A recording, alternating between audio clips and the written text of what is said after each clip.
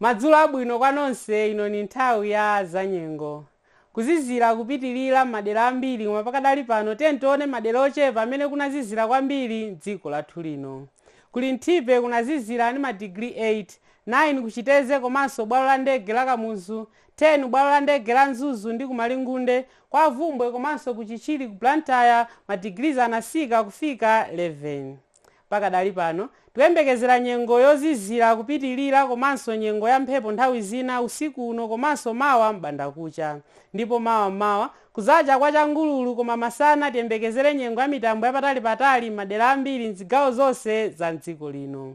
Tikuyembekezera nyengo imeneyi chifukwa cha mpweya ofunda omwe dakalandira choko nyanja ya mchere ya India umafika m'dziko lathu lino kulimbikitsa kuti madera ambiri kuzikhala kofunda makamaka masana.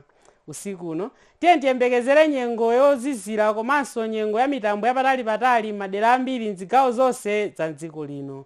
Kuzizira mawa ku Nzuzu ndi madigiri 12, chimodzimodzinso ku Lilongwe, ku Blantyre, ku Zomba komanso madera ena ozungulira kuzizira ndi madigiri 14, koma mphepete mwa nyanja komanso kwa Ngabu kuzizira momverera ndi madigiri 19.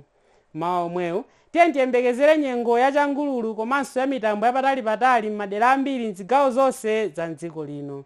Koma masana kuzafunda madera ambiri monga ku Nzuzu, ku Lilongwe komanso ku Blantyre, mphepete mwa nyanja muzatentha ndi madigiri 29, koma kwa Ngabu komanso ku Nsanje kuzatentha kwambiri ndi madigiri 34.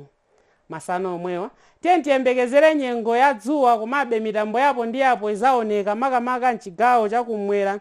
Chigawo chapakati tiyembekezere nyengo ya mitambo yochepa komanso ya mphepo nthawi zina chimodzimodzinso m'chigawo chakumpoto. Ndipo mkuja lachiwiri tiyembekezere nyengo ya dzuwa komabe mitambo yapo ndi yapo izaoneka madera ambiri m'zigawo zonse za m'dziko lino. Za nyengo zomwezi munali ndine Alex German, khala nodziwa dziwani za nyengo.